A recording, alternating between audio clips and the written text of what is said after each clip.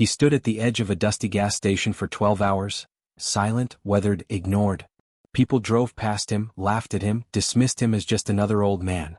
But what no one knew was that he was waiting for something, or someone. And when a Black Hawk helicopter landed behind the pumps at sunset, the entire town was forced to confront the truth. This wasn't just a stranger. He was a forgotten war hero with a story buried by time and classified silence. What happens when the man you overlooked turns out to be the reason others made it home? What if the world finally remembers? Too late. The gas station sat like an afterthought at the edge of County Road 12, its cracked lot yawning into an expanse of dry grass and rusting fences. A place people passed through, not one they remembered.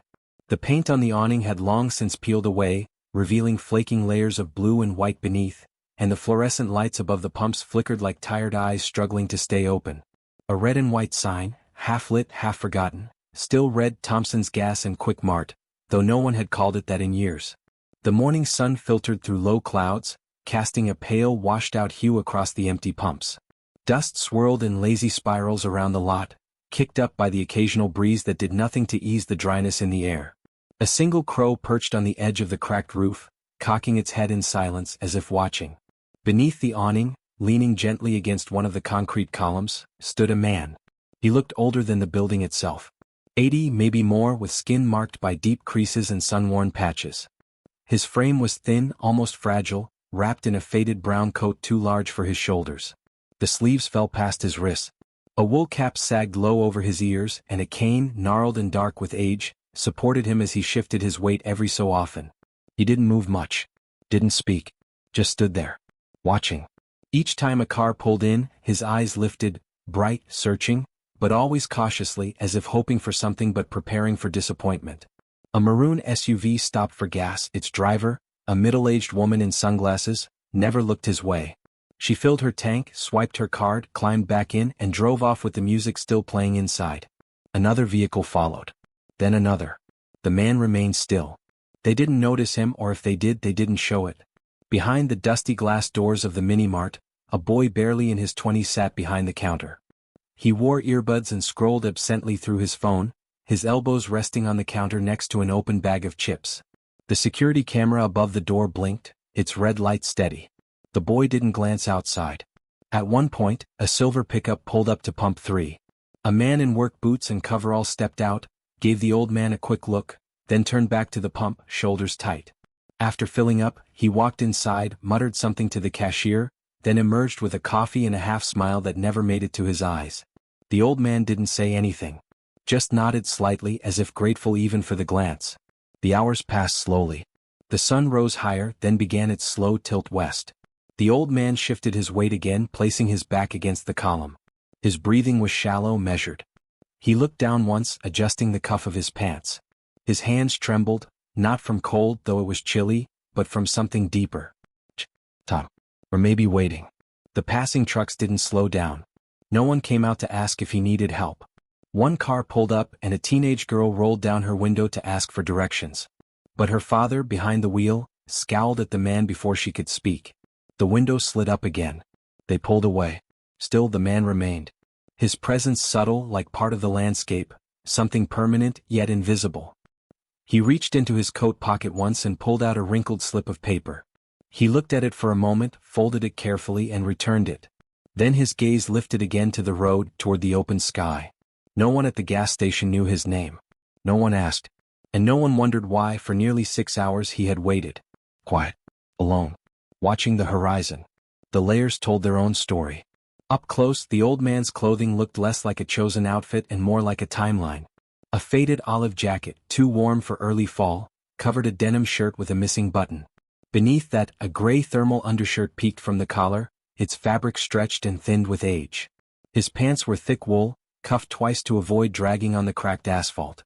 On his feet, black boots, military issue, scuffed but laced with care, as though each knot had been tied with purpose. People barely noticed him, but if they had looked, really looked, they might have seen how the jacket still held its structure around the shoulders despite the years. Or how the boots were polished, not shining like dress shoes, but clean in the way only habit and discipline could maintain. These weren't the choices of a man who had given up.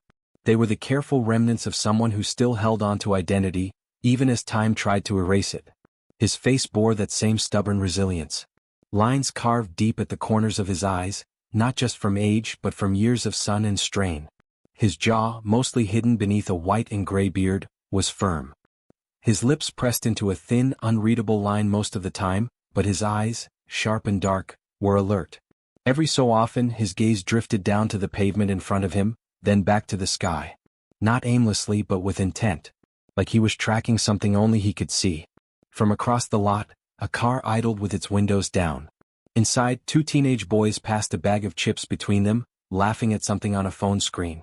One of them glanced up, caught sight of the man, then nudged the other. They both looked. The second boy made a face, then held his hand over his heart in a mock salute. The first snorted with laughter. The old man didn't react. The boys drove off. The young mechanic from the garage next door came out for a smoke. He leaned against the wall beneath the state inspections sign, watching the man from behind mirrored sunglasses. He took a long drag, then flicked ash to the ground. Something about the man's posture caught his attention. Upright, like he was still standing in formation. The mechanic tilted his head, curious for a second. But when the cigarette burned out, he tossed the filter, shrugged, and went back inside. As the afternoon wore on, the light changed. The shadows stretched longer. The gas station sign flickered again, buzzing like an insect caught in glass. Inside the convenience store, the young cashier turned up the volume on his phone and laughed loudly at something that echoed through the thin glass doors. Still, the man stood outside. A woman in scrubs pulled into the lot and made her way toward the building, keys jangling in her hand. She slowed as she passed him, noticing for the first time the details. The uniform-style jacket. The boots. The cane that seemed too well worn for a man just drifting through. She hesitated. Opened her mouth like she might say something. Then thought better of it and kept walking. The door chimed behind her as she disappeared into the store. The old man turned slightly, just enough to face the western sky. He shifted his cane forward, one small movement, then another. It looked as though he was preparing himself, not to leave but for something. Something due to arrive. He didn't speak. Didn't wave. He only adjusted the jacket on his shoulders, straightened as much as his back would allow, and stood still once more. Waiting. Watching. A man dressed in layers but carrying far more than clothing. The gas station's bell chimed lazily as the glass door swung open, letting a gust of warm, dust-laden air into the cramped interior. Inside, fluorescent lights buzzed above a row of mismatched coolers and faded snack displays. The young man behind the counter barely looked up. His name tag said Trent, though no one ever used it. In a town like this, you either knew someone by their nickname, or didn't talk to them at all. Trent leaned against the register, scrolling through his phone, earbuds in, nodding faintly to the beat of some song thumping quietly in his ears. Outside, through the large smudged window, the old man was still visible, standing just to the left of Pump 2.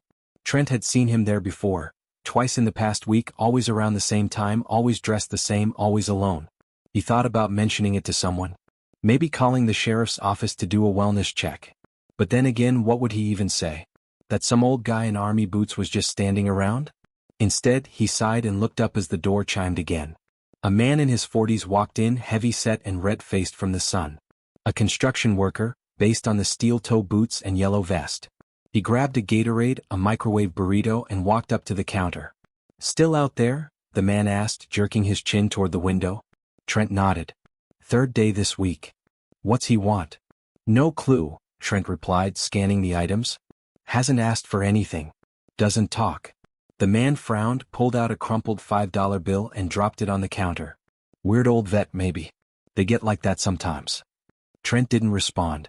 Just handed over the change and turned back to his phone. The customer left without another word. Minutes passed. The buzz of the cooler compressor filled the silence, punctuated only by the occasional squeak of tires outside. The door opened once more and a local high school senior, Marissa, stepped in, grabbed a pack of gum and a soda, and leaned casually against the counter. "Who's the dude standing out there like he's guarding something?" she asked. Trent shrugged. "Some old guy. Been here all day. He looks like he's about to fall over." Trent looked out the window again. The man was hunched a little more now but still upright. Still scanning. Still waiting. "You think someone should do something?" Marissa asked. Her voice carried a flicker of concern, but not enough to spark action. "Like what?" "I dunno, call someone?" Trent replied. "He's not hurting anyone." Marissa chewed her gum slowly. "Still feels kinda wrong." Everyone just pretending he's not there. But that was exactly what was happening. The gas station had become a silent stage, and the man outside a background prop no one wanted to interact with. Customers walked past him with their heads down. A mother hurried her young daughter toward the car when the girl slowed to stare. Even the mechanic next door had stopped glancing over. As the afternoon deepened into evening, the quiet hum of the town settled in again. A breeze picked up, rattling a loose piece of siding on the awning. A fast food wrapper skittered across the parking lot and came to rest near the old man's boots. He didn't move. Inside, Trent finally looked up from his phone again. His eyes lingered a little longer on the figure outside. Maybe it was the way the man hadn't sat down once, or the way he still stood like he was waiting for orders. Maybe it was the stillness, too intentional, too patient. Trent pulled out one earbud, hesitated, then slowly shook his head. Just a crazy old guy, he muttered under his breath. And like everyone else, he went back to scrolling. The wind shifted, carrying with it the distant scent of diesel and dry grass. Across the lot, beyond the pumps, the hum of traffic thinned as rush hour died down. The old man remained rooted in place, one hand gripping the head of his cane, the other tucked into the deep pocket of his coat. The sun had begun its descent, casting long shadows that stretched over the concrete like dark water. Still he didn't move. A silver minivan pulled in, parking at pump 4. A family inside, father, mother, 2 children, went about their routine like clockwork. The father got out to pump gas while the mother adjusted the GPS on her phone. The younger child, a boy no older than 6, peered through the window and squinted at the figure standing a few yards away. "Mom," he said, pointing. "That man looks like a statue." The mother didn't glance up. "Don't stare, honey." "I'm not," he replied, eyes still fixed on the old man. "He's just not doing anything." The father took notice for a moment and offered a brief glance before turning back to the pump. "Probably waiting for a ride," he muttered. "Don't worry about it." But the boy kept watching, something about the stillness gnawed at him, the way children sometimes notice what adults have trained themselves to overlook. Inside the convenience store, Trent leaned over the counter, now flipping a pen between his fingers. He'd seen people come and go all afternoon, each one offering a variation of the same expression when they noticed the old man. Brief curiosity followed by practiced detachment. No one asked questions. No one engaged. Eventually he looked down at his phone again. A local news alert lit up the screen. National Guard chopper makes unscheduled landing outside Amarillo. Military says it's routine. Trent frowned. Amarillo was a few hours away, but the image caught his eye. The Black Hawk helicopter in the photo looked exactly like the ones from those war documentaries he used to watch with his uncle, back when he still asked questions about people in uniforms. Outside, the old man reached slowly into his coat and retrieved a small plastic bottle. It was empty. He unscrewed the cap anyway, held it beneath the nozzle of the water fountain near the station wall, and pressed. Nothing came out. The fountain had been broken for months. He replaced the cap, turned back toward the lot, and waited again. From the mechanic's garage next door, a young man stepped out, wiping grease from his hands with a rag. He glanced across the lot and caught a clearer look at the man's jacket this time. Something stitched onto the sleeve, subtle, nearly hidden under the faded cloth. "A patch." He squinted. "Hey Marco," he called to a coworker inside. "Come look at this." Marco stepped out, still chewing on a toothpick. "What?" "That guy out front. His coat, look at that patch." Marco narrowed his eyes. "Old Ranger insignia maybe? Hard to tell. Could be just some surplus gear." "You think he's military?" Marco shrugged. "Could be. Lot of them wear their past like armor. But that one, it looks older. Real old." They stood watching for a few more seconds before the mechanic went back inside. The sun dipped lower now, dragging golden light across the man's face. It softened the lines but didn't erase them. A few more cars came and went, a few more customers passed by without a word. And the man stood there, motionless but alert, as if he were waiting for something not entirely of this world. Not a ride. Not a handout. But something else entirely. By the time the sun sank halfway beneath the hills, the light outside the gas station turned copper and long. It stretched the man's shadow into a thin figure that reached across the concrete and touched the base of pump 4. He hadn't moved. Not in any way that people noticed. But his fingers now rested just above his coat's zipper, thumb rubbing slowly over the worn threads. A private rhythm. Measured. Repetitive. Cars continued to pass on the highway beyond. Fewer now. The evening commute was over, and the town had settled into its usual hush. Crickets chirped from the tall grass behind the mechanic's shop, and a dog barked somewhere down the road. Inside the station, the hum of the cooler filled the silence between footsteps. Trent was back behind the counter, earbuds out this time, sipping flat soda through a plastic straw. He looked up as the glass door opened again. An older woman entered, early 60s maybe, wearing a faded church dress and orthopedic sandals.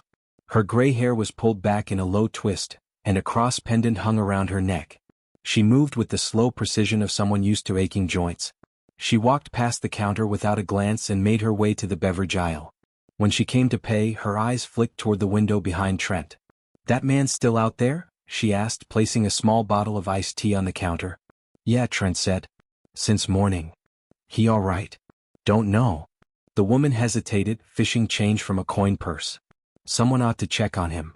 Trent looked toward the window. The man was still there. Same posture. Same spot. "I don't think he wants anyone to." The woman paid and turned slowly to look back through the glass. "Sometimes that's true. And sometimes people just don't know how to ask." She left without saying more, the door chiming behind her. Out in the lot, the old man glanced briefly at her as she passed. She nodded once, respectfully. He gave a small nod back. It was the first real moment of acknowledgement all day.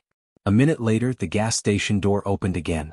This time it was a kid, maybe 10, on a bike with scuffed handlebars and a backpack bouncing against his spine. He rolled past the pumps, circled once, then coasted to a stop near the fountain. He looked up at the old man with open curiosity.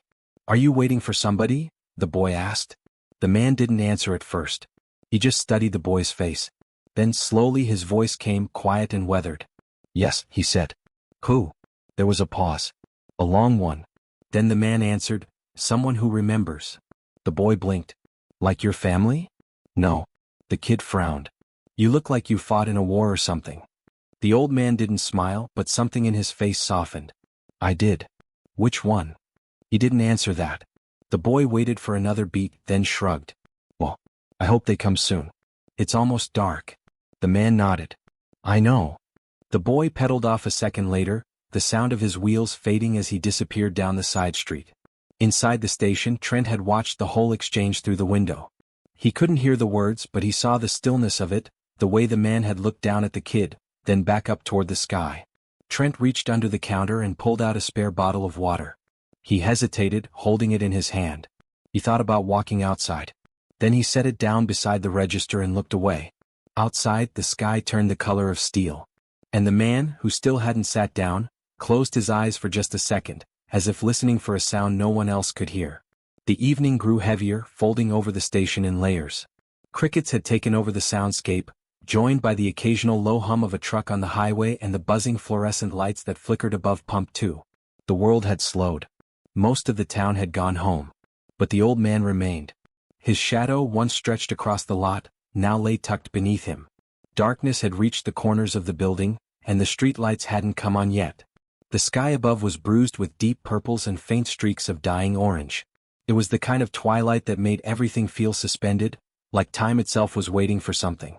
Inside the station, Trent was closing out his register, counting singles with one eye on the window. He told himself an hour ago that if the man was still there by nightfall, he'd do something. Call someone. Bring water. Ask a question. But now it was nightfall and Trent was still behind the glass. The door creaked open again. A young mother entered with a toddler on her hip, her other hand holding the hand of a second child. She barely glanced outside. The toddler pointed toward the man through the window. "Who's that, Mama?" he asked in a small voice. "No one, baby," she replied without looking. The words hung in the air. "No one." The man outside shifted his weight slowly, wincing as he adjusted his stance. His cane scraped gently against the concrete. He pressed one hand against his lower back, then let it fall. His knees ached and the stiffness in his hips had crept upward into his ribs. Still he didn't sit. He hadn't sat all day. He reached into his coat pocket again and retrieved the paper, the one with the folded edges and creases worn white from repeated handling. He opened it carefully, his fingers shaking slightly, and stared at the contents. There were coordinates scrawled in blocky handwriting. Numbers and letters. A date. A time. Today's date. A hand-drawn map. He held it up to the streetlight and studied it again, as though it might have changed in the hours since he last looked. It hadn't. He folded it slowly and returned it to his coat. Then he glanced toward the road. A car passed by, headlights briefly illuminating the lot. The glare caught the edge of the patch on his left sleeve, just enough for the design to shimmer faintly. It was too faded to make out fully, but for someone who knew what to look for, it would be unmistakable. A winged dagger with stars above it, surrounded by a black border. The emblem of a regiment few ever heard about. Fewer ever saw. A pickup truck pulled into the lot and parked. The driver, a man in his early 30s, stepped out to pump gas. He noticed the old man immediately. He looked once, then looked again. His brows furrowed slightly. He hesitated, nozzle in hand, then shook his head and went about his task. The moment passed. Inside the store, Trent stood by the counter holding the bottle of water again. He glanced toward the door. He even took a step. But then he stopped. He didn't know why. Maybe it was guilt. Maybe discomfort. Maybe fear. The kind of fear that comes from facing something too heavy, too real. He set the bottle back down. Back outside, the old man's hands twitched slightly, not from cold but from nerves. His mouth moved, lips forming silent words. A prayer maybe. Or a list of names. He looked toward the horizon again. Toward the vast dark field beyond the gas station. Toward the wind that blew from the west, carrying with it the quiet weight of something about to change. The wind picked up, tugging at the edges of the old man's coat. The fabric fluttered slightly, exposing a clearer glimpse of the patch on his left shoulder.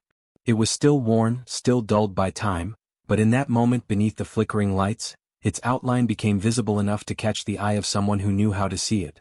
That someone was Matteo, a 27-year-old mechanic who worked afternoons at Harlan's Auto next door. He had just finished locking up the garage, his hands stained with grease and his face still flushed from the heat of the engine bay. As he stepped onto the gravel path between the garage and the gas station, his eyes drifted across the lot like they always did, out of habit more than curiosity. But tonight something stopped him. The figure at pump 2, still, silent, oddly dignified despite the sag of age, looked familiar in a way Matteo couldn't explain. It wasn't the man himself. It was the way he stood, the shape of his posture, and now, the insignia on his jacket. Matteo squinted. He stepped closer to the fence line and peered across the parking lot, trying to get a better look without drawing attention. He recognized the patch, not fully, not exactly, but it sparked something. A memory. A conversation. His older brother, Leo, had served 2 tours in Afghanistan and used to talk about units that didn't exist on paper. Night flying ghosts, he'd called them once. Black Ops pilots. No press, no photos. Just shadows with rotors. Matteo stepped back into the garage and grabbed his phone from the tool bench. He scrolled quickly through his photos, stopping at a blurry image of Leo in uniform from 3 years ago.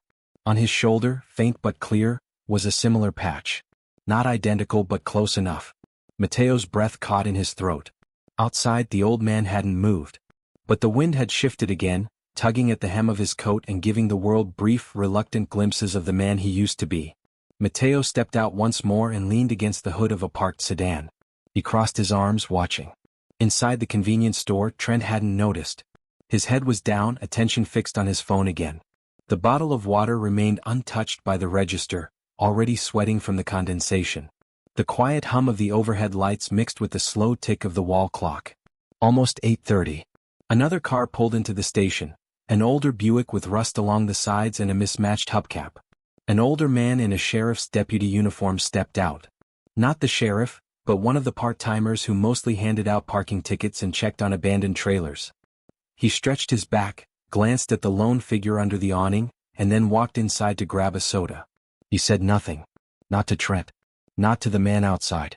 Matteo shook his head as the deputy drove off minutes later, completely disinterested. His phone buzzed. A message from Leo, replying to the picture Matteo had just sent of the patch. "Where'd you get this?" Matteo typed quickly. "Old guy standing outside the station. Been here all day. 3 dots. Then Leo's response, "That's 160th SOAR. Night stalkers. That patch is not common." "You sure?" Matteo looked back toward the lot. The man hadn't budged. "I'm sure," he replied. His brother's next message came faster. "If that's real, that guy's not just anyone. Those guys don't wear that patch lightly. Ever." Matteo looked again at the figure standing motionless beneath the dull lights. Something in his gut tightened. A quiet respect began to rise. And for the first time all day someone saw the patch, not just as an old piece of fabric but as a signal. A story. A name almost lost. The light overhead buzzed louder as night deepened. The temperature had dipped a few degrees, enough for most people to notice, but the old man under the awning didn't flinch. His jacket, though threadbare in places, seemed to hold warmth in a way that came from familiarity rather than insulation. His posture hadn't changed, but his eyes had. They were no longer scanning the road or the sky, they were focused inward, as if chasing a memory that had come without warning. It started as a flicker. A sound in his ears that didn't belong to the present. Rotor blades? The low whup-whup-whup rhythm of spinning steel slicing through desert heat. He blinked slowly, and in the dim light of the parking lot, the concrete seemed to waver. Not with heat but with time. It was 1983 again. Grenada. Operation Urgent Fury. The island had been lush and quiet, but the air had buzzed with tension. The mission was classified, only a few teams, surgical and precision, fast in and fast out. He remembered crouching near the edge of a clearing, palm fronds brushing against his helmet, eyes focused on the compound ahead where hostages were being held. He'd flown them in himself, Black Hawk, low and fast. Silent insert. And when the exfil went sideways, he stayed in the zone, engines live, waiting as gunfire snapped through the trees. He didn't think. He just held the stick and waited for the signal. Then the radio crackled. "We have them. Move." He pulled up hard, swinging the bird around as bullets tore through the canopy. 12 lives. 12 men he got out that night. He remembered each face, though the names had faded. What he couldn't forget was the moment afterward, back at the makeshift base, his commander pressing a hand to his shoulder and saying, "We won't speak of this. You understand?" And he had understood. He blinked again. The vision dissolved. The gas station returned. The old man adjusted his stance slightly, hand tightening on the cane. His breathing was shallower now, not from exhaustion but from something else. The weight of silence. Of stories buried too deep for too long. Across the lot, Mateo was still watching. He hadn't gone home. He stood behind the half-closed garage door, arms folded, eyes narrowed. He hadn't told Trent. Not yet. Not the full extent of what his brother had said. Leo's next message had come after a pause. Those guys flew missions no one knows about. If he's one of them, he didn't just serve. He saved lives people don't even know were in danger. Mateo looked down at his screen again, then back at the man. How does someone like that end up alone? The question stuck with him. Inside, the station had gone quiet. Trent had switched off the radio and dimmed the overheads. He glanced toward the window, but something about the look in the old man's eyes made him turn away. Back under the awning, the old man reached up and brushed something from his collar. A small movement. Habitual. As if smoothing out wrinkles that no longer mattered. His fingers found the edge of the patch on his shoulder. He touched it briefly, then let his hand fall again. Not for display. Not for validation. But as a reminder. He closed his eyes for a moment, and in the silence, the sound of rotor blades came again. Not in memory this time, but faint and real, somewhere far off in the distance. His eyes opened. He straightened. The wait was almost over. The smell of burnt coffee had settled into the corners of the gas station's interior, thick and bitter. The pot behind the counter had been sitting untouched for hours, the liquid inside reduced to a tar-colored sludge. Trent didn't bother replacing it. Hardly anyone had come in since sunset, and those who did weren't staying long. Outside, the chill had deepened. The wind, though soft, carried that sharp, dry bite of late October. The old man hadn't moved much. He adjusted his footing now and then, stretching his legs just enough to keep them from locking up. But his eyes, always scanning, always focused, never wavered. A pickup pulled in fast, tires crunching over loose gravel. 3 men stepped out, laughing loud and hard, the sound cracking through the night air like glass underfoot. They were locals, frequent visitors to the gas station around this time of night, always loud, always restless. They walked into the store, trailing cigarette smoke and the smell of engine oil. The first one, a tall man in a hunting jacket, nudged Trent as he approached the counter. "Your decoration's still out front," he said with a grin. Trent looked up. "What?" "The statue," the man said, jerking his thumb toward the pumps. "Old guy. He move yet?" Trent didn't answer. He glanced toward the window but said nothing. "Maybe he thinks this place is a museum," another one added. "Looks like he's been standing there since Vietnam." The third one chuckled. "I saw a patch on his jacket. Probably found it in a thrift store. Bet he tells stories at the shelter about secret missions and being a war hero." The laughter was cruel but casual, thoughtless in the way cruelty often is when no one expects to be challenged. Mateo, still lingering outside the garage, overheard them through the open door. He stepped out into the lot and took a few steps closer, hands in his pockets. He didn't say anything yet. Just listened. Back inside, Trent finally spoke. "He's not bothering anyone." "That's the problem," the first man said, grabbing a bottle of soda from the cooler. "He's just standing there. Freaks people out." "He's been here all day," Trent added. "Haven't seen him ask for anything. Just standing. Watching." The men exchanged glances. The tall one smirked. Maybe waiting for the aliens.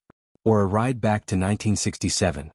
Their laughter followed them out the door as they returned to the truck, drinks in hand. As they passed the old man, one of them made a mock salute. "Thank you for your service, sir," he said in a voice thick with sarcasm. The old man didn't respond. Didn't flinch. His gaze remained fixed ahead. But Mateo stepped forward then, closing the distance between them. "Hey," he said, voice calm but sharp. The group paused. "You don't know who he is. So maybe don't act like you do." The tallest man narrowed his eyes. "And you do." Mateo didn't look away. "I know enough to show respect." There was a long pause. Then, without a word, the men climbed back into the truck and pulled away, their laughter fading into the distance. Mateo stood still for a moment, the cool air pushing against his jacket. Then he turned toward the man. "I don't know what you're waiting for," he said quietly, "but I hope it comes soon." The old man didn't speak. But his eyes met Mateo's for the first time. And there, in that brief connection, was something clear and immovable, a dignity that didn't ask for permission. Mateo nodded once, then walked back toward the garage. Inside the store, Trent turned the coffee maker off. For the first time all day, he stepped out from behind the counter and stood by the glass door, watching the man outside, not as a background fixture but as someone real. No one said another word. But something had shifted. The cold wasn't just in the air anymore. It was in the silence people had wrapped around him. And now, finally, it was beginning to crack. The old man stood still, but his mind was moving. Beneath the quiet surface of his posture, behind the weathered expression and tired shoulders, something was ticking forward, measured, certain. The time was getting close. Across the lot, inside the mechanic's garage, Mateo sat on a stool by the workbench. The last car had rolled out over an hour ago, but he hadn't gone home. He kept the radio on low, mostly out of habit. It wasn't music tonight, it was the scanner. His older brother had given it to him years ago. "Always good to know what's flying overhead," Leo had said. "Never know what it means when the sky starts to talk." The scanner was usually filled with the usual chatter, state troopers, weather updates, the occasional farm call. But tonight, something strange bled through the static. A calm voice, clipped and professional, speaking codes Mateo didn't recognize. "Alpha Lima 70 inbound, grid coordinate 23. Time on station 0230 hours. Then silence. Mateo sat up straighter. He turned the dial slightly. Static again. Then more. Confirming perimeter low traffic, thermal sweep clean, requesting visual signal on arrival. The voice didn't sound local. It didn't sound civilian either. He stood and crossed the garage, leaning out the side door to look across the gas station lot. The old man hadn't moved. But there was a tension in his stance now. Not fear. Readiness. Mateo went back to the scanner. A different voice now, lower, older. Just one line, crackling with static but unmistakable. "This is Echo 4. Signal clear. Standing by." Echo 4. Mateo's breath caught. His brother had mentioned that call sign before. It wasn't used by traffic control or police. It was military. More specifically, Special Operations Aviation. The kind of missions that didn't make news reports. He looked again at the man outside. The patch. The silence. The paper in his pocket. And now this. Mateo grabbed his phone and texted Leo again. "You hearing this on the scanner?" A few seconds passed. "Just tuned in. You're near 23.4 longitude, right?" "Yeah. About a half-mile off. You need to stay put. That's a landing coordinate." Mateo froze. He turned back toward the parking lot, toward the dark field behind the station. Were they picking up? The response came slower. Could be someone they lost track of. Or someone who was never meant to be found. Mateo stared out at the field. The sky above it had gone completely dark now. No moon, no stars, just a dull stretch of black. Then, somewhere far off he heard it. Faint. Full. Rhythmic. The deep churn of rotor blades. Not loud. Not yet. But approaching. Across the lot, the old man raised his head. He didn't smile. He didn't speak. But his body shifted. Subtly. With purpose. As if a long-held tension was finally beginning to unravel. Inside the gas station, Trent heard it too. He stepped outside, letting the glass door swing closed behind him. The sound was getting louder. Closer. His eyes scanned the empty sky, searching for the source. But the darkness gave nothing away. The old man turned slowly to face the field. For the first time in nearly 12 hours, he took a step away from the gas station. Mateo stepped out of the garage. Trent stood motionless. And the low thunder of rotors echoed across the silence, announcing the arrival of something no one expected, and something the old man had been waiting for all along. The sound grew louder, more distinct. A rhythmic pulse against the night sky, unmistakable now. People who had lived near bases or deployment zones would know it instantly, the heavy, deliberate chop of a military helicopter. But this wasn't a town used to such things. No base nearby, no training grounds. Just cornfields, cattle fences, and long roads that disappeared into dusk. Trent stepped down from the curb, squinting into the dark. The overhead lights on the gas station canopy flickered once, then steadied. He could hear the chopper now like it was circling overhead, yet nothing could be seen. Just wind. Thus, the feeling that something was about to land not just physically, but into the space between people's assumptions and what was real. Across the lot, the old man took one hand off his cane and reached into the inside pocket of his coat. Out came the paper again. It was folded neatly, handled with reverence. Not crumpled or torn, but creased with the precision of a soldier who'd folded field maps, mission plans, and orders too many times to count. He unfolded it slowly, careful not to let it tear in the rising wind. Mateo moved closer now, watching from just a few feet away. "What is that?" he asked, keeping his voice low. The old man didn't answer at first. His eyes scanned the page and his lips moved slightly, counting, cross-referencing, affirming something only he could see. Then, without looking up, he said, "Grid 23.401.9. Confirmed." Mateo stepped beside him, close enough now to see the yellowed sheet of paper. It was a map, hand-drawn, the kind used before everything went digital. At the center was a small black X marked next to a rectangle labeled Station, Refuel Stop. Beside it, a time.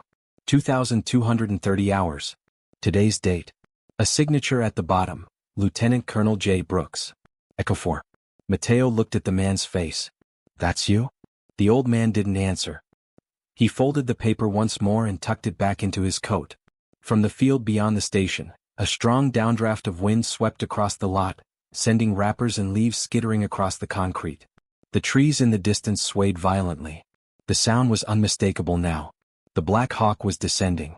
Behind the counter, Trent had frozen at the door, mouth slightly open. His phone was still in his hand, but he wasn't filming. He just watched. A minute later, headlights appeared at the edge of the lot. Not a car but a Humvee. Silent until it rolled into view. It pulled up beside the pumps with mechanical precision, and out stepped a man in fatigues. Early 40s. Trim, focused.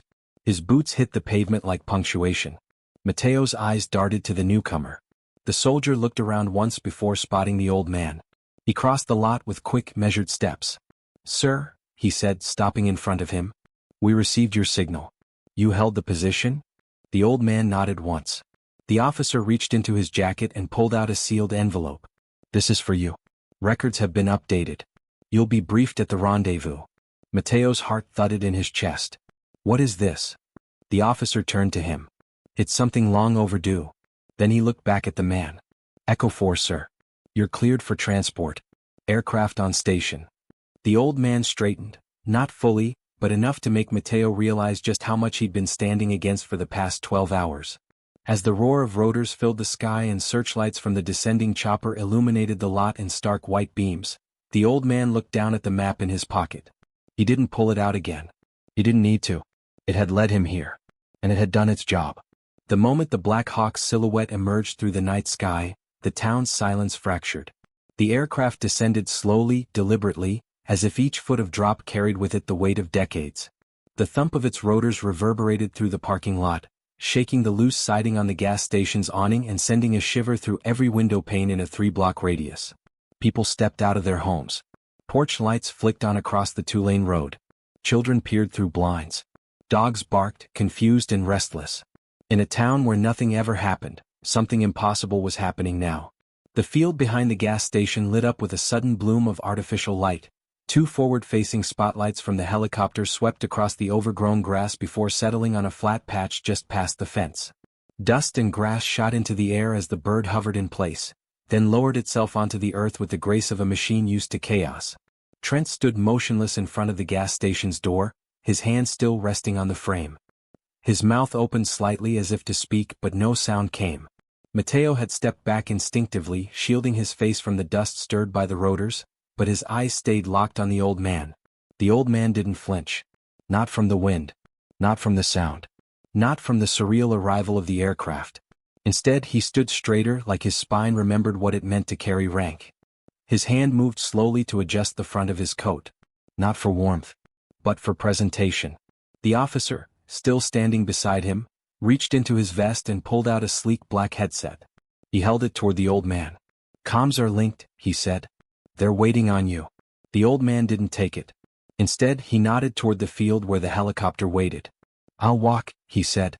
The officer hesitated, then nodded. "Yes, sir." Mateo stepped forward, voice tight with confusion and awe. "Wait, who are you?"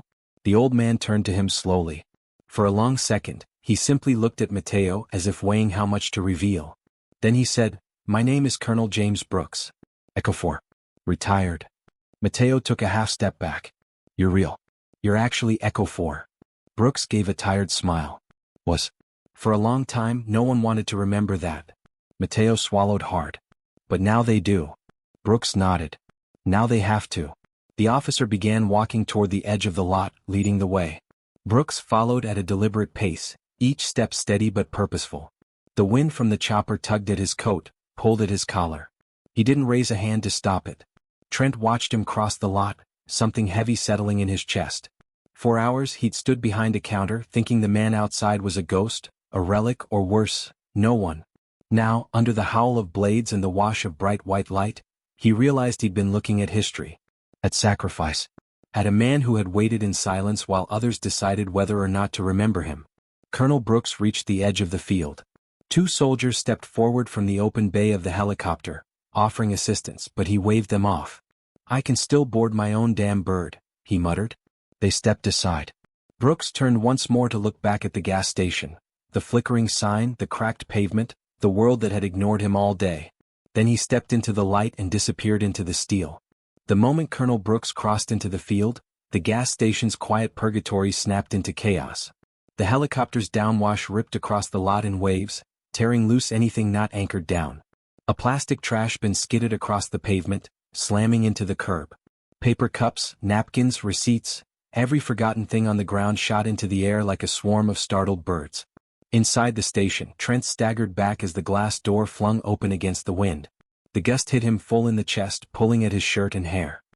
He grabbed the frame to steady himself, eyes wide as the helicopter's lights cut swaths of brilliance through the darkness. Across the lot, car alarms began to chirp and wail in confused protest.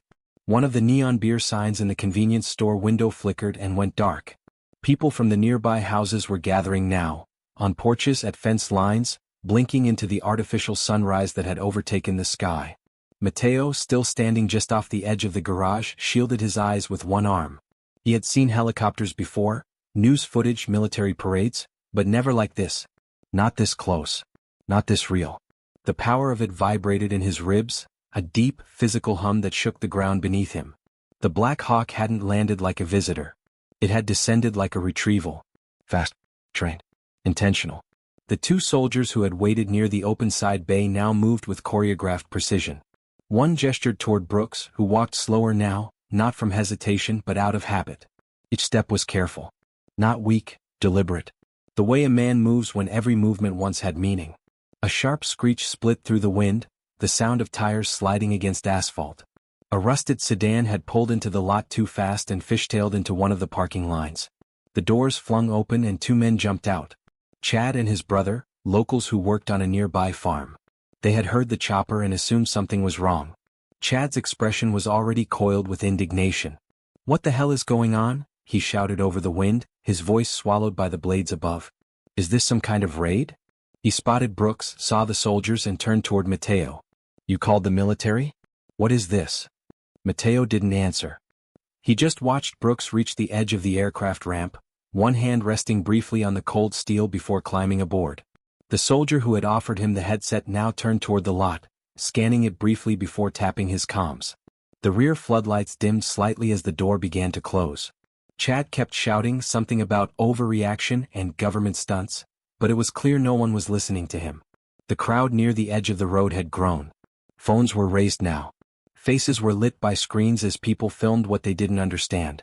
Trent finally stepped out from under the awning, dust and wind whipping around him. His apron was half loose, one strap flapping against his side. He held the water bottle in his hand, the one he'd set aside earlier, forgotten for hours. He clutched it like it meant something now. As the helicopter began to lift, its landing gear retracting, a fresh burst of wind slammed across the field. Brooks was gone. Inside. Seated. Reclaimed. The Black Hawk rose with slow finality, blades slicing the night into pieces. The floodlights dimmed, then extinguished. And in the absence of noise, once it had cleared the treetops and disappeared into the horizon, the silence returned. But it was no longer the same silence. It was heavier now. Because everyone who had seen it knew, they had watched something happen. And not one of them could explain it. The lights from the helicopter had vanished completely now, swallowed by the horizon as though the sky had never been torn open. The dust settled slowly, drifting down onto the concrete in soft spirals. The wind died in seconds and what remained was a gas station that looked exactly the way it had hours before, quiet, weathered, unremarkable. Except it wasn't. The man who had stood outside for 12 hours, ignored, judged and dismissed, was gone. And in his absence something lingered in the air, a question no one had the courage to say aloud. Who was he really? Mateo stood still, the heel of one boot resting against the curb, arms folded tightly across his chest. He wasn't watching the sky anymore. He was watching the people. The ones who'd come out of their houses now wore different expressions. The early gawkers, the skeptical neighbors, the off-duty deputy who'd returned just in time to witness the departure. They were all frozen in varying degrees of confusion and shame. Because for hours they had watched that man stand in their midst. They'd watched him lean against a cane, drink no water, speak to no one, and wait with a stillness none of them could comprehend. They'd all had their chance. And none of them had asked who he was. Trent walked slowly back toward the door of the gas station. The bottle of water was still in his hand. He looked down at it, then at the empty space near pump 2 where Brooks had stood, and let out a shallow breath. He felt ridiculous now. All day he'd told himself that the old man didn't need anything. That he was probably just weird. That maybe he liked being left alone. But now he wasn't so sure. At the edge of the lot, Chad and his brother lingered near their truck. Their earlier bluster had vanished. Chad rubbed his neck, eyes fixed on the empty field, like trying to make sense of a punch he hadn't seen coming. What the hell just happened? He muttered. His brother didn't answer. Mateo finally spoke. You ran your mouth all day and you had no idea who you were talking to. Chad looked over, defensive for a moment, but only a moment. His shoulders sagged. I didn't know. Mateo's voice was quiet but firm. Would it have mattered? Chad swallowed hard. He didn't reply. Across the street, an elderly woman stood in her doorway, hand pressed against her chest. She had watched the entire thing unfold from her porch. Her husband stepped beside her, silent. He took off his cap and lowered his head. Word was spreading. Someone on the corner was already making a call. Another neighbor was typing on their phone, trying to describe the event to someone who hadn't seen it. But no one had the full story. No one but Mateo. He reached into his jacket pocket and pulled out his phone. Opened the text thread with his brother. Read over the last message again. That's a Night Stalker patch. If he's really Echo 4, then he flew into places most pilots never came back from. Mateo looked up at the empty stretch of road where the Black Hawk had disappeared. A man had waited there, right in front of all of them, for a moment that would rewrite everything. And they almost missed it. Because to them he was just an old man in a coat. To the people he'd served with he was a lifeline. A legend. A man they hadn't forgotten. Mateo whispered the name to himself, testing it in the air like something sacred, Colonel James Brooks. And then, for the first time since morning, he took a slow breath and whispered, "Thank you." Morning came quietly, as if the night had burned itself out trying to hold what had happened. Pale sunlight crept across the edges of the lot, softening the hard lines left by the helicopter's presence. The tire tracks in the field were still visible, 2 long impressions arcing away toward the trees where the Black Hawk had lifted off. The earth, disturbed and flattened, seemed to hold its breath. But it was the space near pump 2 that felt most changed. That's where he had stood. For nearly 12 hours. Quiet. Weathered. Waiting. Now, the only thing that remained in his place was a faint scuff mark where the rubber tip of his cane had rested. A single footprint. And the silence of a town realizing what it had missed. Trent was already behind the counter when the door opened. The bell chimed softly. It was early, too early for the usual rush of coffee and breakfast sandwiches. He looked up, expecting a trucker or a delivery driver. Instead, it was a woman in uniform. Army. Clean lines, dark green, her hair pulled tightly into a bun. She stepped inside with a sense of purpose that made the store feel smaller. "I'm looking for whoever was here last night," she said. Trent cleared his throat. "That was me." She walked toward the counter and laid a folded piece of paper on the scratched surface between them. "We were dispatched to collect Colonel Brooks. Echo 4. I understand he waited here most of the day." Trent nodded slowly. "He didn't say much." She gave a faint smile. "He rarely does." He looked down at the paper. It wasn't official, not really. Just a note. A hand-drawn sketch of the station with a red X over Pump 2. The words beneath it were simple. "If you're reading this, thank you for keeping me company. JB." Trent felt something press behind his eyes. He folded the paper again and tucked it into the drawer next to the register. The door opened once more. This time it was Mateo. He carried a small bag from the bakery down the street, and his eyes immediately found the woman in uniform. "You with the crew from last night?" She nodded. "I served under him. Afghanistan 2008. Mateo exhaled slowly. "We had no idea who he was. He just stood there. People laughed at him." The woman's expression didn't change. "He's used to that." "He shouldn't have to be," Mateo said quietly. She looked out the window toward the field, then down at the floor. "Colonel Brooks never wanted parades or speeches. Just wanted to be remembered right. And some of us, we don't forget." At that moment, the sound of boots approached the door. It was another soldier, this one older, maybe early 50s, gray at the temples. He paused at the threshold, then stepped inside and stood at attention. Slowly he reached into his jacket, removed a black beret with the Night Stalker's insignia, and placed it on the counter. "For the wall," he said softly. Trent blinked. "What wall?" The soldier looked around. "You'll make one. Trust me." And then, in the middle of a quiet gas station, a gesture began. The soldier raised his right hand, stiff and solemn, and delivered a perfect salute to the spot near Pump 2. The others followed. First the young woman, then Mateo, then Trent, his hand shaky but sincere. Outside, the wind picked up, rustling the flags on the mechanic's garage across the lot. It was a salute not to a man passing through, but to a legacy that had waited patiently to be seen. Colonel James Brooks was gone. But now, finally, they saw him. The envelope sat on the counter for a long time before anyone touched it. White, official, stamped with the Department of Defense seal in the corner. It bore no return address, just a name, Brooks, James A. Zoret, and a single instruction typed neatly in the center, to be delivered upon retrieval. Mateo stared at it like it might vanish if he blinked. It had been handed to the young soldier that morning just before the team departed, a final task from the officer who had greeted Brooks by name in the field the night before. The instructions were clear. "Leave this at the station. They'll know what to do with it." Trent, Mateo, and the soldier from earlier, the one who had left the beret, stood around the counter now, unsure if it was meant to be opened or preserved. The silence stretched until Mateo finally picked it up. He turned it over in his hands. The weight of it was surprising. Not heavy but dense. Important. He slipped a finger under the seal and peeled it back slowly. Inside was a folded letter and a box. Mateo opened the letter first. The handwriting was precise, old-school cursive that slanted slightly right. No printed lines, no government formatting. Just ink and memory. "To whoever finds this. If you're holding this, then I made it home one last time. Not to the house I once had or the bases I once served, but here. A fuel stop on the edge of nowhere where no one asked questions. Where I could stand quietly and be seen or not seen, and either way, survive the day. I stood here for a reason. Because I knew someone would come. And because I wanted someone else to see what that waiting looked like.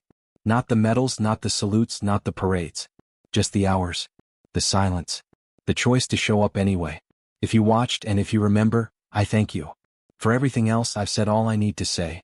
JB." Mateo didn't speak as he handed the letter to Trent. His hands were already moving to open the small velvet box inside the envelope. He clicked it open. A purple heart. Nestled beside it, polished and gleaming beneath the foam lining, was a bronze star with a V device for valor. Trent's breath caught. He didn't want anyone to know. Mateo nodded slowly. He waited all day with those medals in an envelope and never once mentioned a thing. The older soldier stepped forward, eyes wet but voice steady. He earned that bronze in Grenada, piloted into a hot zone and refused to lift until every soldier was aboard. That mission was blacked out for decades. When the files were unsealed last year, some of us started putting names back together. Echo 4 was the hardest to find. Trent looked down at the medals, the weight of them. So they found him? The soldier nodded. Eventually. And when we did, we didn't send a car. We sent a bird. Matteo ran his thumb across the medal. He didn't want a spotlight. No, the soldier said. But he deserved one. They stood there for a while, the morning sun glinting off the medal's surface. The station around them was just as run down as it had always been. The air still smelled like burnt coffee. But everything inside had changed. Matteo placed the metal box beside the folded letter, both resting gently beneath the black beret left hours earlier. We should frame these, Trent said quietly. Yeah, Matteo agreed. Right by the window. Where he stood. Not everyone who walks through the world wants to be remembered. But sometimes remembering them is the least we can do. And now, the man they all ignored was becoming part of the place they'd never forget. The night Colonel James Brooks flew into the southern coast of Grenada, the air had smelled of salt, burning rubber, and something heavier, something metallic that lingered on the wind long after the gunfire stopped. It was October 1983 and he was younger then, 41, with sharp eyes and steady hands, piloting one of 3 MH-60 Black Hawks flying under total blackout. No transponders. No running lights. No official record of their flight path. It was called Operation Urgent Fury on paper. To Brooks, it was just another page in the unofficial book he'd spent 2 decades writing, missions no one would talk about, saving people no one would name. The objective was simple: extract 12 U.S. medical students from a university building believed to be held by armed militia. But there was nothing simple about flying into a hot zone where maps were outdated, communications jammed, and authorization to return fire was a whisper, not a command. Misplaced, and when he requested copies of his flight logs, he received a 3-page summary instead of the 78 missions he'd flown between 1974 and 1986. At first he thought it was bureaucratic error. A misfiled form. A typo. He submitted requests. Waited. Submitted again. But with every new attempt, the pattern grew clearer. The missions that didn't officially exist were taking his career with them. One year, his disability benefits were lowered without explanation. The next, his Bronze Star citation disappeared from his personnel file. When he visited the local VA clinic, they treated him like a man who'd spent a few quiet years in logistics. Never deployed, never shot at, certainly never flown Black Hawks into hostile territory under cover of night. "You sure this is your record, sir?" the clerk had asked once, holding the incomplete file in her hands. Brooks had nodded. "I'm sure. But how do you prove what's been scrubbed?" The slow erasure wasn't just bureaucratic. It crept into his civilian life too. Job applications required verification of service. He submitted what he had, but without the records, employers saw only a former soldier with vague credentials and a missing timeline. Interviews dried up. Opportunities slipped through. By the mid-2000s, Brooks was living in a modest apartment in a quiet Kentucky neighborhood. He kept to himself, walking to the corner store each morning, checking his mailbox for the envelope that never came, the one that might acknowledge what he'd done. In 2008 he tried one last time. He wrote a letter to the Department of the Army requesting a full audit of his service file. He included the flight manifest from Operation Urgent Fury, which a retired comrade had smuggled out of a storage unit before retiring. He attached statements, testimonies, and even a blurry photo of his helicopter taken during a night op over Kandahar in 1986. He received a response 6 months later, no record found matching this mission designation. By then Brooks had stopped expecting anything else. He folded the letter, filed it, and quietly began his withdrawal, from paperwork, from the system, from the world that couldn't, or wouldn't, remember him. But there were a few who never forgot. One of them was a boy he'd lifted from a hostile zone outside Mosul in 2003. That boy, now grown, became a captain in the same unit Brooks had once commanded. In 2022, that man gained access to newly declassified archives and found what the world had buried: flight logs, mission reports, and the call sign, Echo 4. From there, the trail led back to Kentucky. To a man in his 80s who never asked to be found. When the call finally came, decades late but filled with quiet reverence, Brooks didn't ask why. He simply said, "I'll meet you where the map says." And then he folded the letter, packed his coat, picked up his cane, and walked toward the gas station where the world at last might remember. The call came late one evening, long after the sun had dipped below the Tennessee hills, casting a soft orange haze through the windows of a modest brick home. Captain Raymond Ellis had just returned from a 3-day training rotation at Fort Rucker. He was tired, dusty, and hadn't eaten since noon. But when the message popped into his inbox with the subject line, Echo 4, potential match, his fatigue vanished. He clicked it open, hands trembling slightly. The document was plain. A recently unsealed archive from a forgotten storage facility outside Fort Meade. Inside were partial scans of a mission log dated October 25, 1983. The handwriting was uneven, some entries typed, others scrawled in pen. The mission ID matched what his father had once whispered about: Urgent Fury, Grenada. Night Stalkers. Raymond's eyes narrowed as he scrolled to the bottom of the final page. There was, call sign Echo 4. Assigned to Brooks, James A., Lieutenant Colonel. He exhaled slowly, then sat back in his chair. The name had haunted him for years. Not because of a story his father told. Not because of rumor or legend. But because 20 years earlier, on a dirt airstrip outside Mosul, Iraq, a medevac Black Hawk had landed in the middle of a firefight and pulled him from the wreckage of a burning Humvee. He was 15. A military dependent, caught in the wrong convoy at the wrong time, visiting his father during a rare assignment overlap. The pilot who rescued him never gave a name. Never spoke except to say, "Hold on, son," before lifting the bird off the ground while bullets sparked against the hull. But Raymond never forgot his voice. Come. Grounded. Steel under pressure. Over the years, he tracked flight logs, whispered to older veterans, compared mission accounts. The call sign Echo 4 kept surfacing in stories that always ended the same way. He got us out. Always under fire. Always without ceremony. Now, staring at the document, Raymond finally had something real. A name. A date. And buried in a folder labeled Administrative Discrepancy, a scan of a discharge request signed by Colonel James Brooks in 1986. The accompanying notes said little except, "Service inconclusive due to missing records." That line burned. Raymond moved quickly. He called in a favor from a major at the Pentagon who owed him from a joint training disaster in Arizona. The next day, he had access to a restricted personnel file flagged as incomplete. It was Brooks. But barely. A shadow of a career. No combat citations. No deployment history. No mention of Grenada. Just one photograph, faded, scanned poorly, and clipped from a Flight Academy roster. It was enough. Within days, Raymond filed a formal request for retrieval authorization under Special Recognition Protocol 12, a rarely used procedure that allowed military personnel to re-engage veterans whose honors had been lost or denied due to classified operations. He used the call sign. He used the name. He used the truth. And when clearance came down, he didn't send a courier or make a phone call. He sent a Black Hawk. Because men like Brooks didn't deserve a letter. They deserved to be seen. He tracked the location to a gas station near County Road 12, just outside a sleepy Midwestern town. A nondescript man with a cane had been standing there for hours. No one knew why. But Raymond knew. Because he remembered the voice. The way the pilot had steadied the bird. The way he had turned, even under fire, to lift one more life out of danger. He knew what most people didn't. Some heroes never ask to be found. But when they're finally seen, after decades of silence, it is not a favor. It is a debt being paid. By mid-morning, word had spread well beyond the county line.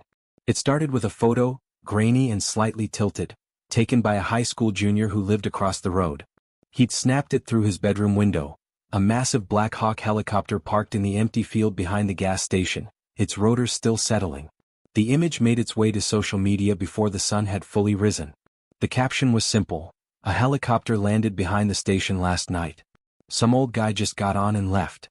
Within hours, speculation ran wild. Some said it was a drug raid. Others guessed it was a military training exercise. A few muttered about UFOs, always a possibility when helicopters showed up without warning in towns where the loudest noise most nights was a pickup backfiring.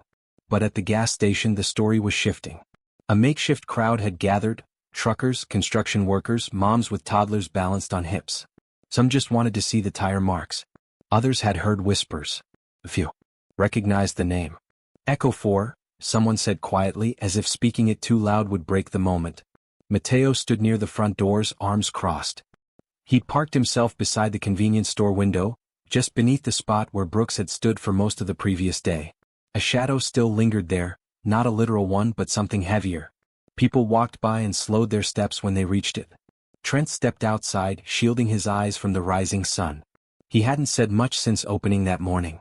There was a change in his face, less tired, less detached. The clerk who had once ignored the man in the coat was now the unofficial keeper of his story. He nodded at the crowd, then moved to stand next to Matteo. "Feels different out here," Trent said. Matteo didn't look at him. "It is." Across the lot, the mechanic's garage had opened early. Two of the techs leaned against the doorframe, holding coffee and watching silently. One of them, the younger one, pulled his phone from his pocket and turned on a military podcast. He played the intro low, just loud enough for the words to drift into the wind.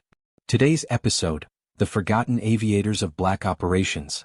Men who flew in and out without names, medals, or mention. An older woman approached the station slowly. She carried a folded flag in her arms, pressed neatly and held like something sacred. Trent stepped toward her, unsure what to say. "My husband flew in Vietnam," she said, her voice raspy but steady. "He used to tell me stories about helicopters coming in when everyone thought they'd been left behind. He said they didn't talk much, those pilots. Just landed, loaded, and left. I think one of them stood right here yesterday." Trent nodded. She reached up and tucked the folded flag into a gap between the metal awning and the wall. "He deserved this," she said, more to the air than to anyone in particular. Then she stepped back into the crowd. Behind her, a small boy tugged at his mother's sleeve. "Is the old man coming back?" "No, baby," she said softly. "He went home." Just then, a local reporter stepped out of a van and began setting up a tripod. She wore a blazer over jeans and moved quickly, asking questions no one was quite ready to answer. Matteo stepped forward before she could speak. "His name was Colonel James Brooks," he said quietly but firmly. "Echo 4. Look it up." The reporter hesitated, then lowered her mic. The crowd continued to grow, not just in size but in silence. It wasn't a place of spectacle anymore. It had become something else. A place where people gathered not to see what happened, but to understand what they had missed. Later that afternoon, someone brought out a folding chair, the kind usually pulled from the back of a truck during cookouts or little league games. It was old and slightly rusted, the vinyl seat cracked with age. They placed it right where Colonel Brooks had stood. No one said to do it. It just happened, as though the space demanded to be marked, filled again with presence, even if only symbolically. The chair faced the road just like he had. Beside it, the beret remained on the concrete, now weighted down with a smooth stone someone had placed on top to keep the wind from taking it. The letter and medals had been moved inside, placed behind the counter beneath a plastic sheet of glass Trent found in the back room, set gently on top like a makeshift shrine. People came in and out all day, not to buy gas or snacks but to look, to pause, to say something under their breath and walk away again. Veterans lingered longer. They stood silently beside the chair, hands tucked into their pockets, eyes far away. Some saluted. Some knelt. No one took pictures anymore. At one point, an elderly man with a cane approached slowly. He wore a faded green jacket with a name patch that had long since peeled off. He stood beside the chair for several minutes before sitting down, adjusting his cane beside him. He didn't speak. Just rested there in the quiet, his hands folded neatly over his lap. Matteo watched from inside, arms folded, one shoulder resting against the cooler door. He saw something in the man's stillness that reminded him of Brooks. That same calm weight. That same refusal to rush or explain. Outside, the sun dipped slightly, casting the chair in soft golden light. Trent stepped out with a fresh cup of coffee. He offered it to the man in the chair. The man took it with a nod. "Didn't know him," he said quietly, almost apologetically. "You do now," Trent replied. More people arrived in small waves. A father with two sons in baseball uniforms. A nurse still in her scrubs. The mailman who paused beside the pumps, hat in hand. Then came the boy, the one who had spoken to Brooks days earlier, asking, "Are you waiting for someone?" He walked up slowly, this time alone. His hair was messy, cheeks flushed from running. He stopped in front of the chair and stared at it. Then, shyly, he placed something small at the base of the leg. A plastic toy helicopter chipped at the blade. He turned and left without a word. The silence around the chair grew deeper. Inside the store, a local pastor approached Matteo. "I'd like to hold a short service. Just something to acknowledge." Matteo nodded. He wasn't from here. But he waited here. That makes it part of the story. The pastor nodded. "And the story's ours now too." That night, the gas station stayed open later than usual. Not for business but for the people still arriving. Someone brought candles.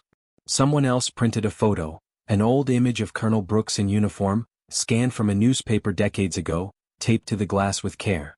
At 9 p.m., just as the sky turned the same deep blue it had the night the helicopter came, a soldier in full-dress uniform stepped forward. He didn't speak. He didn't need to. He stood before the chair, snapped to attention, and raised his right hand in a crisp, unwavering salute. No music played. No speeches were given. Just that moment, still, reverent, and complete. And when the soldier lowered his hand and stepped back into the darkness, no one clapped. No one moved. Because sometimes the greatest honors are given in silence. 6 months later, spring returned to the town in soft waves, first through the cottonwoods lining the outer roads, then across the dormant grass that filled the field behind the gas station. Rain had come and gone, smoothing the land where the Black Hawk had landed, but the impressions left by its gear had never fully faded. Even now, after dozens of windy days and footsteps, you could still make out the arc of its descent, like a signature carved in dirt. The chair remained. No longer folding, no longer rusted. Someone, no one could say who, had replaced it with a cast iron bench bolted into the pavement beneath Pump 2. Welded into the backrest was a simple plaque. Call, James Brooks, Echo 4. You were seen. You were remembered. You brought yourself home. The bench faced the field just as he had. The gas station hadn't changed much. The same cracked linoleum floor. The same coffee pot that brewed too bitter and too often. But now, above the drink cooler inside hung a shadow box. In it rested the medals. The beret. A printed copy of the letter he'd left behind, framed beside an old map of Grenada, faded and dog-eared. Mateo had built the frame himself, working late at the garage after hours. He hadn't told anyone he was doing it, just showed up one morning and quietly mounted it to the wall. Trent had started greeting people differently now. He still wore the same wrinkled apron, still rang up gum and gas the way he always had, but something in his voice had changed, gentler, less hurried. He no longer dismissed the quiet ones or the odd ones. He paid attention. He'd learned what could happen when you don't.